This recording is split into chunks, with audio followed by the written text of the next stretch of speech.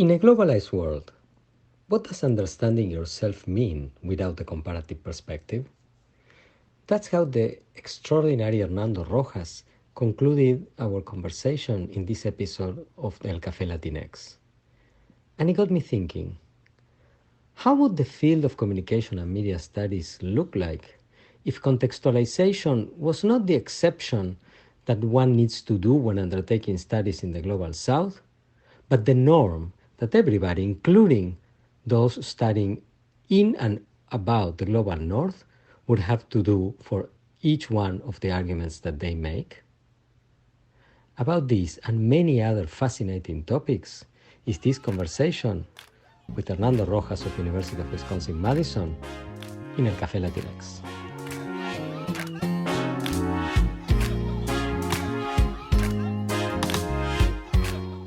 What's the experience of being a Latinx scholar in the field of communication and media studies? What are the main challenges and opportunities that come with our identities? These are the issues that we'll talk about in El Café Latinx, where some of the leading voices in the field will share their professional experiences. Hola, my name is Pablo Boczkowski. I teach at Northwestern University, where I hold the Hamad bin Khalifa Al Thani Chair in Communication.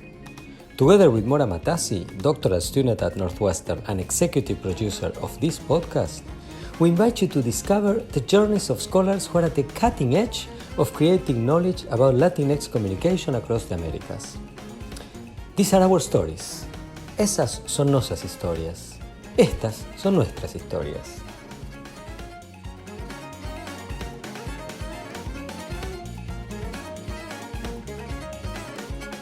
Hello everybody, welcome to this new episode of El Café Latinx. I have an amazing guest today, Hernando Rojas from the University of Wisconsin-Madison, where he is Centennial Professor. He also holds the Helen Fersbruck Franklin Chair and is Director of the School of Journalism and Mass Communication.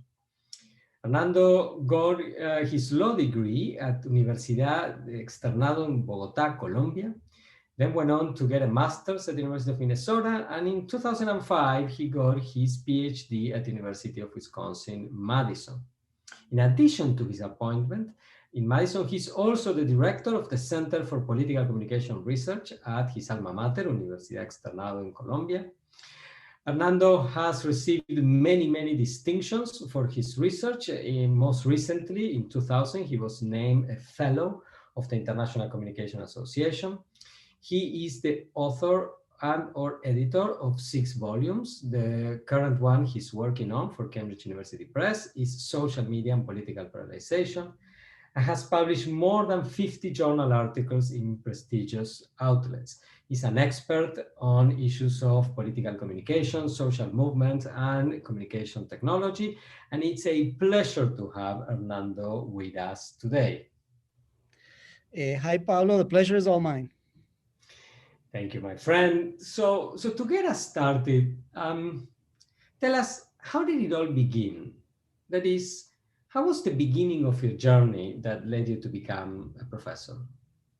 So it all began with a big bang. No. So I let's see. When I was a university student, I never thought that I would become a professor. As you mentioned in your kind introduction, I started out thinking I was going to be a lawyer. I went to law school. I actually practiced law for a couple of years, and I realized very quickly that that wasn't something I really enjoyed doing. And I had always been fascinated with communications and with journalism. And so I decided to change my career and study journalism. And so I applied, as you mentioned, to this University of Minnesota, and I was thinking I'm going to go there, I'm going to do a master's, and I'm going to become a professional journalist. I got to Minnesota. This is in the early 90s. And of course, because I had a law background, they gave me as my advisor the law professor, and I wanted to stay away from law. I didn't want to go back to media law, but anyway, it was a great program. I had a lot of fun there. Towards the middle of the program, I was more and more intrigued by research, And so I started taking some research classes and thinking, should I transfer to the research MA and potentially, if I decide to, at a certain point in my life, do a PhD, I will have my research MA as opposed to the professional MA. And so I did that. And so I transferred, but again, I transferred as it was like maybe this could happen in the future, but not really thinking that that was going to be the case. And so I ended up writing an MA thesis that actually became my first publication on something that at the time was very new, the third person effect. And so it's something that I've come now and then back to, but it has been very influential in the way I think, because it made prevalent to me the importance of perceptions. And so even though I don't study third person perceptions that much anymore, it has become a staple of my way of thinking about the world and the importance of people's perceptions about the world. I finished my MA. I went back to Columbia. There I worked as a professional journalist for a few years. And after that, I started doing some consulting with government agencies, in particular, some civic culture programs with the Bogota administration. And that made me realize that I knew a little bit of how to do research, but I had to learn more. And so that's when I decided on applying to a PhD, applied to the University of Wisconsin, came here, did my PhD, and have been trying to leave since, and I haven't been able to. It's such a wonderful place. That's excellent. But you still also remain very connected to Colombia. You have the center that you founded, and you continue to run. So yes, so I've created. So I started by creating a partnership with UW and a university in Colombia, and we created that center as part of that partnership. And so we do a lot of joint research with that center that is financed by UW, by the Universidad Externado there. And there's been a permanent collaboration then with faculty members there, and grad students here. And so we've had sort of this very productive relation.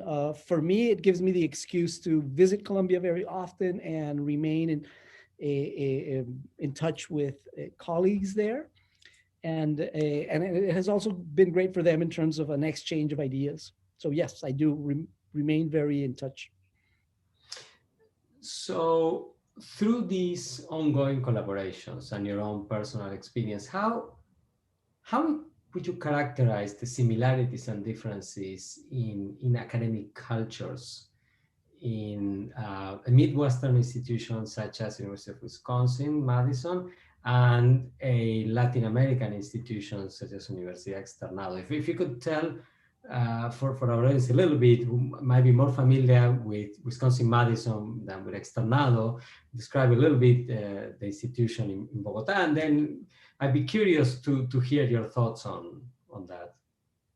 Sure. So Universidad Externado is an institution that has a little over 100 years of existence. It's a private institution. It's a foundation. So it's kind of based on the foundation model. The biggest difference has to do with, this was a university that for many years, and particularly in communications, was a professional school. And so it was really about training the next generation of journalists and the next generation of strategic communicators. And research was not really part of the curriculum at all. And so it's been a long process of introducing a research culture within this unit. And again, I've been collaborating with them since 2005 at least. And so the university there, and in particularly this communications unit there, has sort of shifted from being a professional school to being both a professional school, but with a research orientation as well. And so now there's multiple faculty members there who have PhDs, who conduct interesting research on different things. And so I've been a witness and I've tried to help in that process of that change from just a training to a reflection and research. And so that still continues to be the biggest difference in terms of the resources available for research in an institution like this one or like the one you're in which of course there's many more resources, and there's also a stronger culture of doing research than there. But it's been very exciting to see that start to develop there. um, so I'm let's say I'm grateful that I've had this opportunity to collaborate with them. Going back to your question then, at least in the field of communications in Colombia, it's a relatively recent field of study. Um, Initially, mostly evolving around cultural British studies and with a very low orientation towards empirical verification, right? So a lot of theorizing, grandiose theories about many things, and not a lot of actual qualitative or quantitative verification of that. This is changing, and it's changing quite rapidly. But I would say that that still continues to be then. So there's a culture of research difference. There's a resource difference, and there's a clearly more a stronger inclination towards empirical research in U.S. institutions than in many Latin American institutions. This is changing fast in Latin America, though. How so? I think increasingly, all universities in the area are adopting programs of research, and research has become a more important part of what they do. And sometimes it might just be there's a government requirement that they need to fulfill. So it might start out as a very, right, we need to show that we do some research, but that's how it might start out. But over time, it becomes actually people who start doing that research become enthusiastic about it, and so it continues to develop. And so when I went to the university in the late 80s in Colombia, at least, and again, there's different disciplines, but across the board, you saw very little original research. Now that's not the case. Now it's still of varying qualities, and so you'll find very good research, you'll find other research that is not as strong, but it's a process. Okay. And so you have described some of the benefits of the partnership um, for the partner institution in Colombia. What would you say has been the reception of this? Because you've been building an institution there, or contributing to build an institution and changing a field in Colombia, but also in partnership with the University of Wisconsin, right? So what has the reception been at your home institution in Madison over time? So I think in general, there's been a lot of openness in terms of, if this is something that you want to pursue, there's been support for me to pursue this, support in terms of internal research grants that I've been able to apply to doing research there. So I think that there's been a lot of openness and support.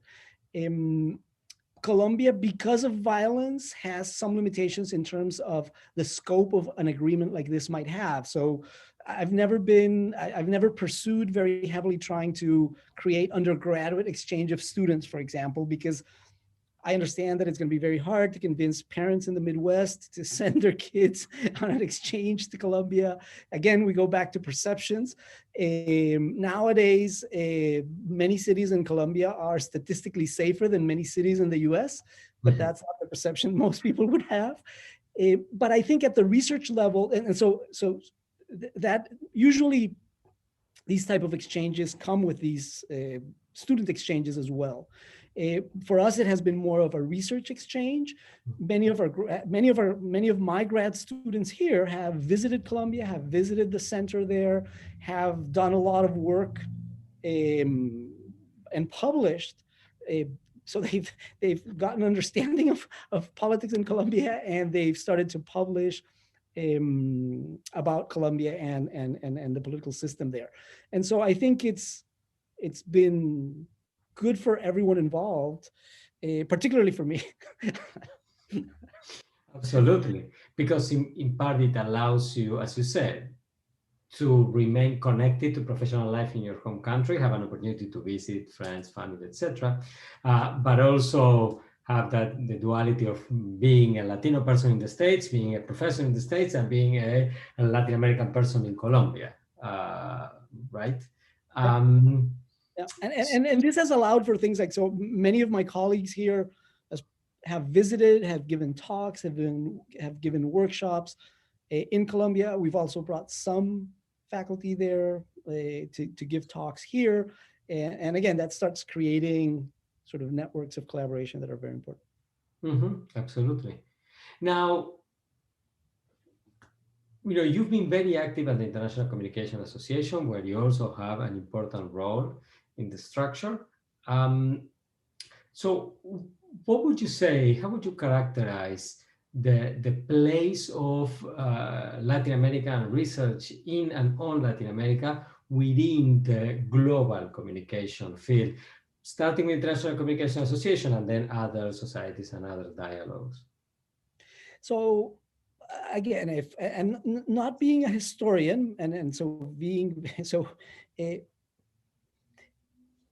20 or 30 years ago, there were 2 or 3 Latin Americans who were well known and well regarded worldwide, if you will, in the field of communication. People like Garcia Canclini, and so you could name, probably with one hand, you could say these are the sort of 5 communication or 3 communication scholars from Latin America. I think that more recently, there has been an explosion of scholarship, people doing work in Latin America, people doing work in US institutions and institutions in different parts of the world.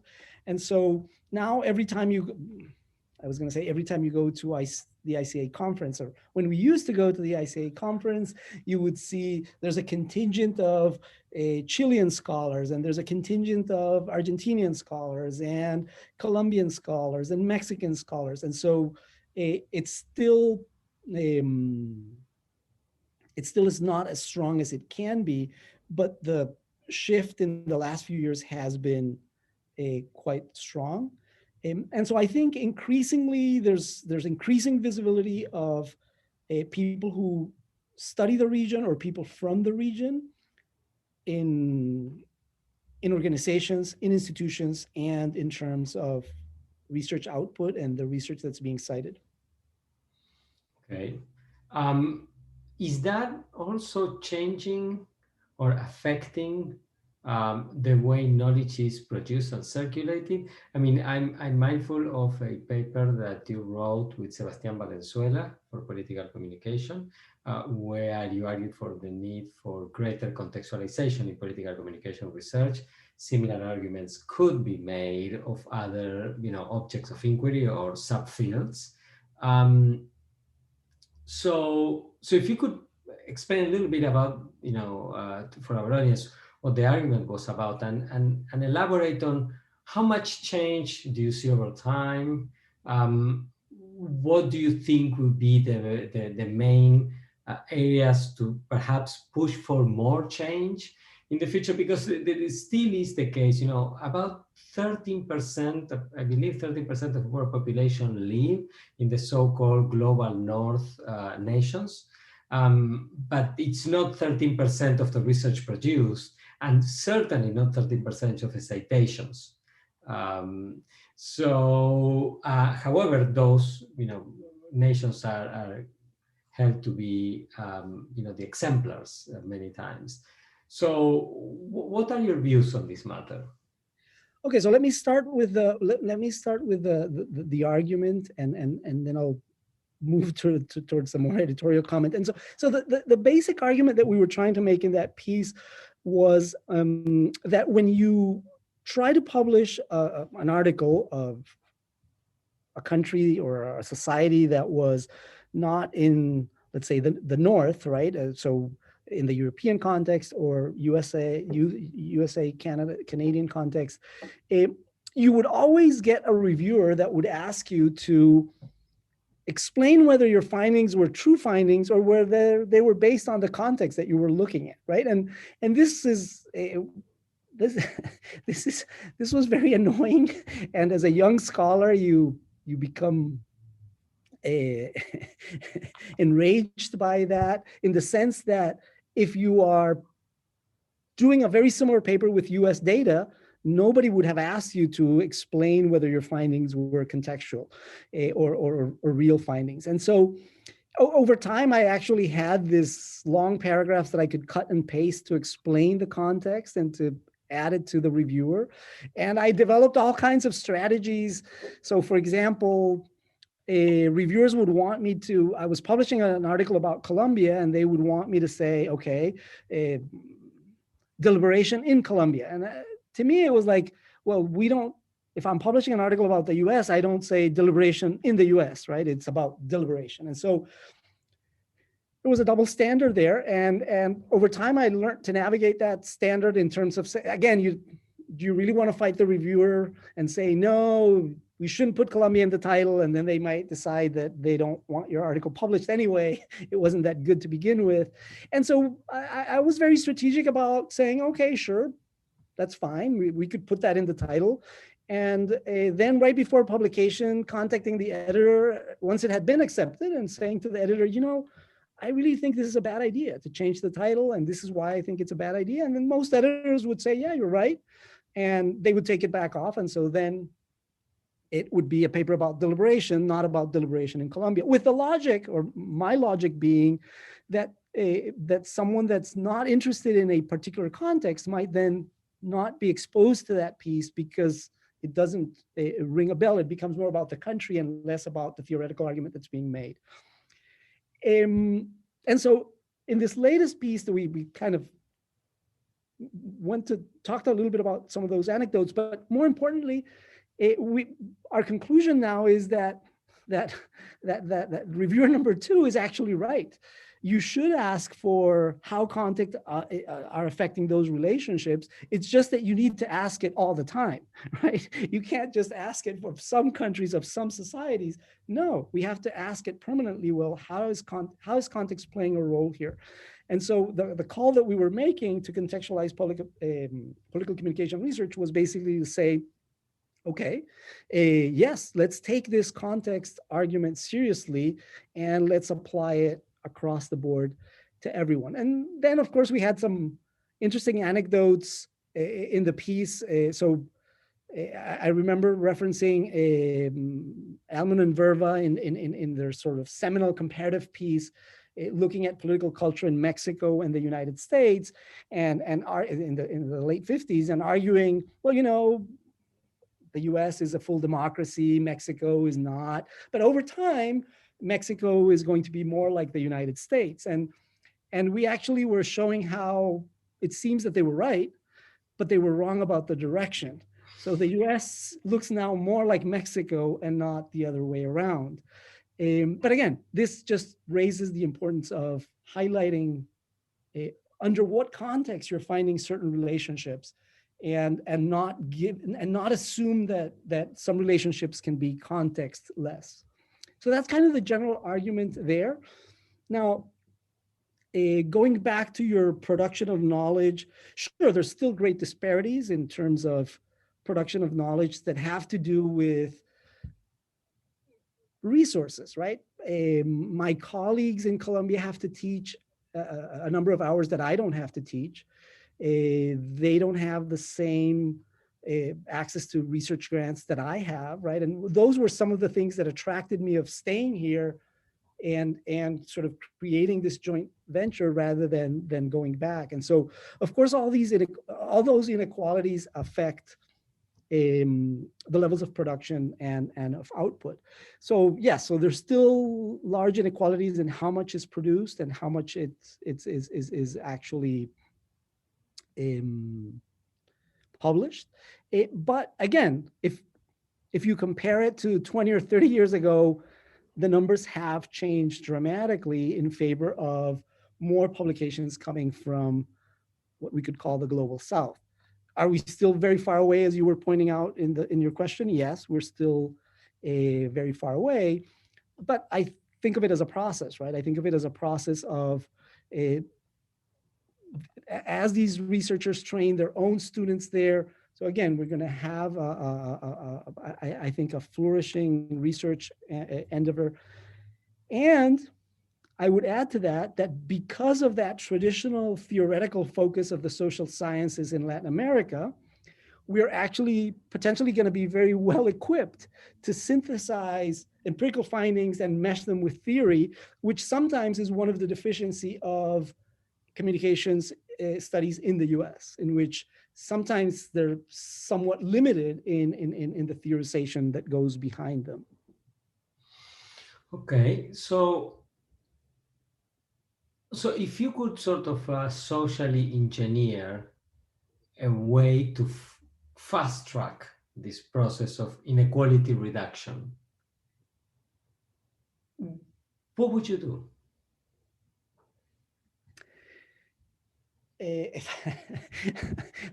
When you say socially engineer, how powerful am I? This is a podcast, my friend, so as powerful as you want to be. So I think, I think clearly, so different actors can play very different roles, right? And I think most actors are already aware of those inequalities, aware of those limitations. Could they do more? Maybe they could do more. But I think that you see the trend within academic organizations, for example, increasingly wanting to have members from these areas, organizing the conferences in the South to include more people from those regions, right? So you see a push coming from professional organizations. I think the exchange, bi-directional exchanges of students and professors is critical. And then the third element I think that has to happen is more government-sponsored research in the global South. And of course, yes, there are budget limitations, there are comparative budget limitations, but I think that we need to spend much more of Latin American countries' budgets in terms of research and research development that is actually appropriate for the region that it's being that it's taking place on. And so I think that those three elements, sort of flow of people, local resources coming from governments, and then sort of international alliances focusing more on the region, would all go in that direction. Okay. Now, going back to sort of your straddling, not straddling perhaps because you're based in Madison, but your continuing involvement with Colombia, right? And with the region, because you were a professor in Chile, visiting professor in Chile for a few years. How much has that affected both the kinds of projects that you do and how you do them, in the sense intellectually, right? How you analyze your data, how you interpret the findings, how you problematize sort of the limitations that it might have. Has that, do you think, factored into your, because we are talking more high level, your views of the field, policy, etc. But as a scholar, how much of your biography has informed what you've done, you think? Well, yes, as some people mention, maybe all research is autobiographical in the sense that there are certain topics that are interesting to us, and they're interesting to us precisely because they affect us in some fashion. And so to me, some of the societal difficulties in Colombia to, for example, peaceful resolution of conflict. So that has been for me, well, a great interest then in deliberation and how do you exchange opinions across lines of difference in ways that don't result in violence, right? And so I think clearly these contexts have made an impact in terms of what I study, and also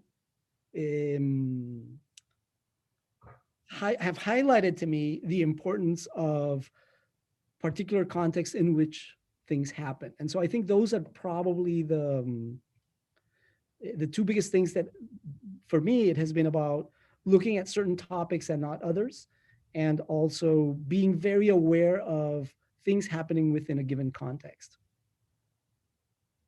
Okay.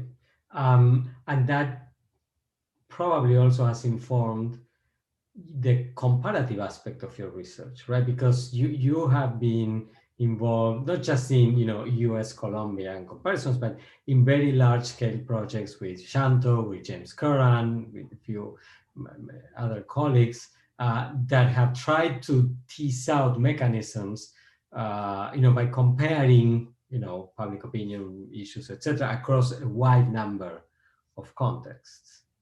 Absolutely. And again, initially, I sort of started out by the sort of US Colombia comparisons. Very quickly, I became interested in Colombia, other Latin American, so Colombia Mexico comparisons or Colombia Chile comparisons.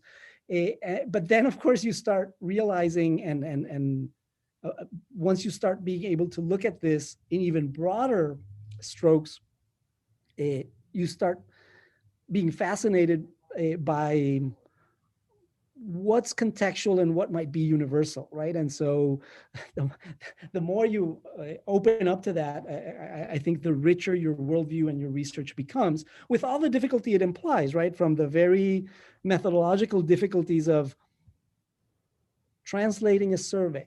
And I actually had, when I teach a public opinions class, I actually keep this email exchange between, if I remember correctly, Andrew Hayes, I'm lapsing on another name, myself, and a group of people who were trying to translate the willingness to self-censor scale. And so again, it's 5 items, it's 6 items, but it was, I mean, there was one that was particularly interesting, trying to translate community, the concept, so the word community, but of course the concept behind community, to Mandarin and to German.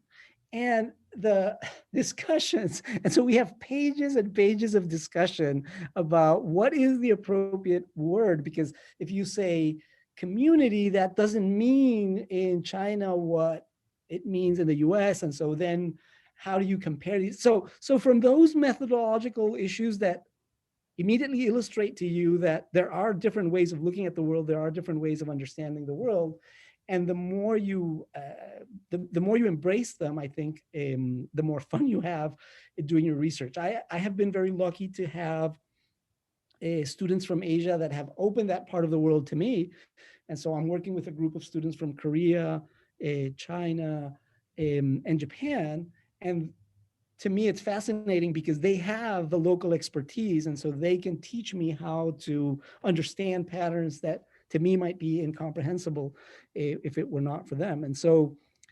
to me, it has been a process of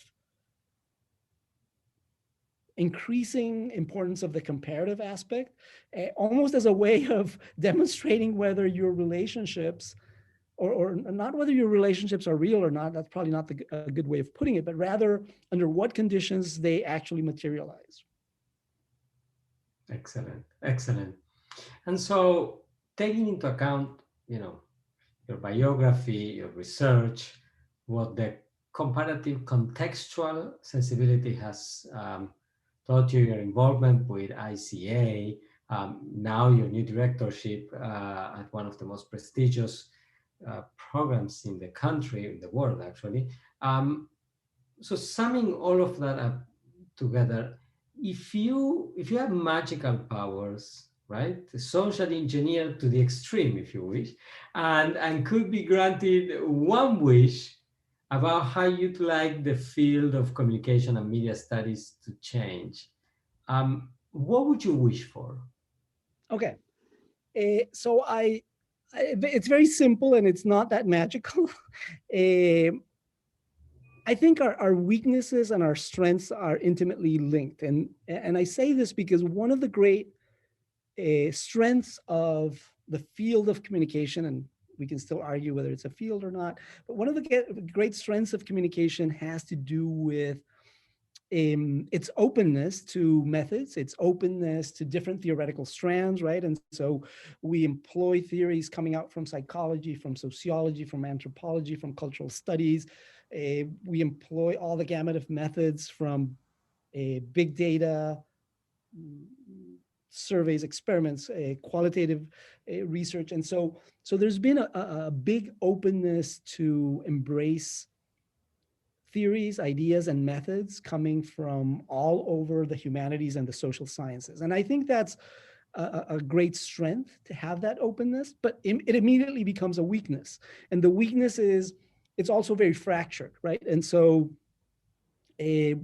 we might be talking about something in health, in political communication, and in health communication, they're talking about something similar, but they're using different language, or they're using models that may be, or vice versa, right? And so I think that if anything, we need to maintain sort of that openness, because I think that's a great strength of communication. But at the same time, we need to strive for a greater integration of theory across subdisciplines within communication that allow us to push the boundaries of science further, rather than having all kinds of research that becomes somewhat contradictory and sometimes difficult to make coherent sense of, and a lot of it has to do with sort of this fractures and in theory and methods. And so as I started by saying, your weaknesses are your strengths and your strengths are your weaknesses. And so to me, that would probably be the most important thing that we need to do in the field of communication is advanced theory in a less fractured way. Okay. And has that become more pronounced? Has this sort of weakening of the strength, so to speak, has it become more pronounced over time, you think? Has it always been like this? Uh, I think at least discursively. So I remember talking to Silvio Weisberg when he became editor of Journal of Communication, that was one of his big things, right? I haven't talked with him about it since he stepped down from the editorship. But my sense is that there's a lot of institutional incentives that go against that, right? And so it's easier for me to publish on the topics that I already know and to be narrow-minded and to get a lot of mileage out of a thin set of ideas, right? That is rewarded because I have the publications for tenure, because I have the citations. And so the incentives continue to be on the side of fracturing, but there's a discourse of integration, right? So there's a big discourse of we need to have interdisciplinarity, transdisciplinarity, and universities come up with schemes of, so let's hire people who are 50% in one department, 50% in another department as a way to try to bridge those. So there is that discourse, but I think most of the incentives still remain on the side of it's actually potentially smarter, not more intelligent, potentially smarter to focus and be disciplined. and the same could be said perhaps for the contextual issue, right? There is a lot of discourse about greater contextualization, etc., but the incentives sometimes go against that.